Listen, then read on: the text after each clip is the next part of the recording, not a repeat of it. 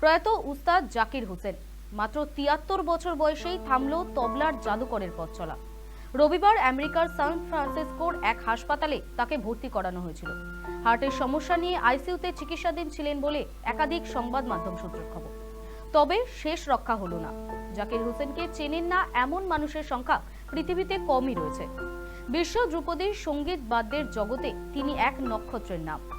পদ্মশ্রী থেকে শুরু করে পদ্মভূষণ, পদ্মবিভূষণ, গ্র্যামি সব পুরস্কারই রয়েছে উস্তাদের ঝুলিতে।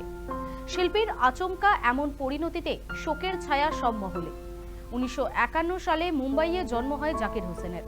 মাত্র ৩ বছর বয়স থেকেই তবলার সফর শুরু হয় তার। ৭ বছর বয়সে একা মঞ্চে অনুষ্ঠান করেছেন তিনি। শিল্পীর সম্মানে গর্বিত হিন্দুস্তানি ধ্রুপদী সঙ্গীত জগত। তবে রবিবার রাতে সব শেষ। চলতি বছর গ্র্যামি পুরস্কার পেয়েছেন Zakir Hossain. Best global music album হিসেবে শক্তি ব্যান্ডের গানের অ্যালবাম দিস মোমেন্ট পুরস্কার পেয়েছে সংশ্লিষ্ট ব্যান্ডের মুখ্য কণ্ঠশিল্পী শঙ্কর মহাদেবন এবং তবলাবাদক জাকির হোসেন। তাদের হাত ধরে ২০২৪ সালে ভারতে গ্র্যামি আসে, কিন্তু শেষ রক্ষা আর হলো না। ৭৩ বছর বয়সে চিরতরে পরলোকের উদ্দেশ্যে রওনা হলেন উস্তাদ জাকির হোসেন।